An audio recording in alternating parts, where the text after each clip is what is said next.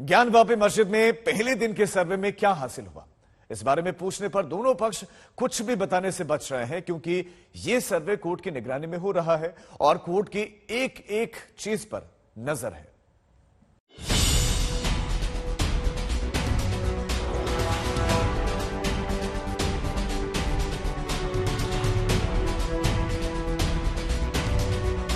ज्ञानवापी मस्जिद में पहले दिन की तहकीकात से सबके लिए कुछ न कुछ निकला।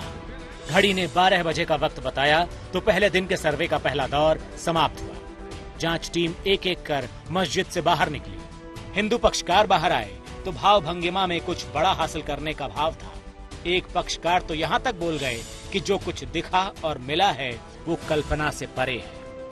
अभी इस बारे में कुछ भी नहीं बताया जा सकता है। सर्वे की कार्रवाई बहुत अच्छी रही, प्रशासन का पूर्ण सहयोग रहा और कल भी कार्रवाई जारी रहेगी।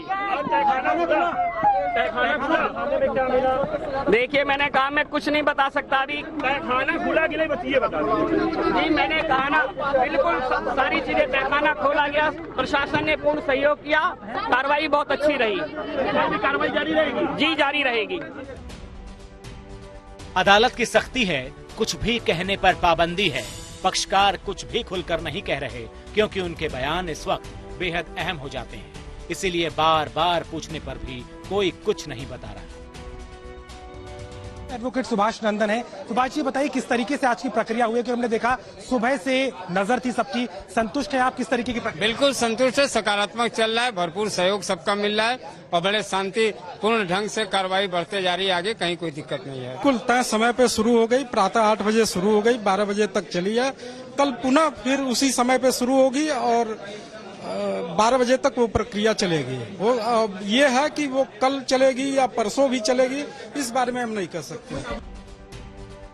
जाहिर है आज जांच टीम ने जो भी देखा उसकी पूरी पड़ताल होगी, एक एक सबूत का विश्लेषण होगा, अदालत के सामने सारे तथ्य रखे जाएंगे। ये लंबी और जटिल प्रक्रिया है, नतीजे पर पहुंचना आसान नहीं होगा।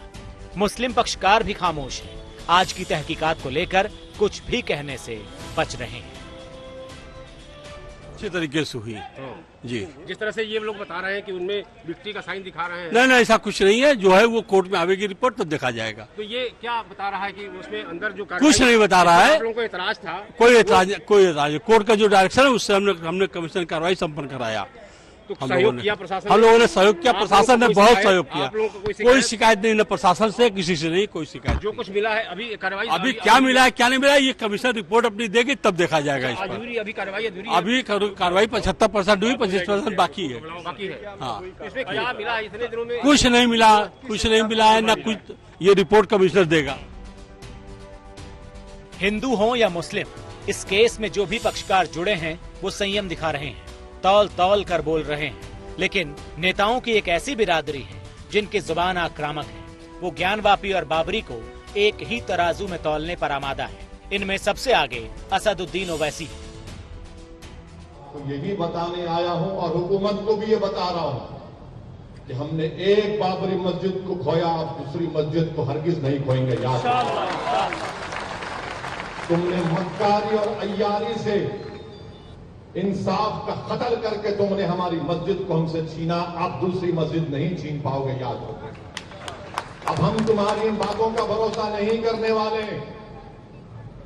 कि हम बचाएंगे, नहीं तुम नहीं बचाओगे, अब हम बचाएंगे अपने मसाजिद को, अपनी तहजीब को इंशाअल्लाह। ओवैसी लगातार सवाल उठा रहे हैं, 1991 के उस कानून का हवाला दे रहे हैं जिनमें यथास्थिति का प्रावधान है और इसके उल्लंघन का आरोप भी लगा रहे हैं। लेकिन इसके साथ जो वो चेतावनी दे रहे हैं वो ज्यादा गंभीर है। आप देखिए, आप ये बदलना क्यों चाह रहे हैं? आपका मकसद क्या है? आपकी नीयत में इखलास नहीं है। आप इस देश को दोबारा उस माहौल में झोंकना चाह रहे हैं जो मेरी जनरेशन तबाह बर्बाद हो गई। दंगे फसादात हुए, घर बर्बाद हुए, जेलों में लोग सड़ते रहे पोटा के और बाद में टाड़ा कानून में। हम नहीं चाहते कि दोबारा वो माहौल पैदा हो।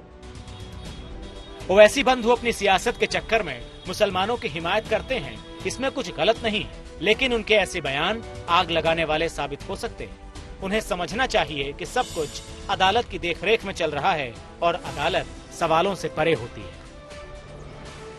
कुमार अभिषेक, वाराणसी, आज तक।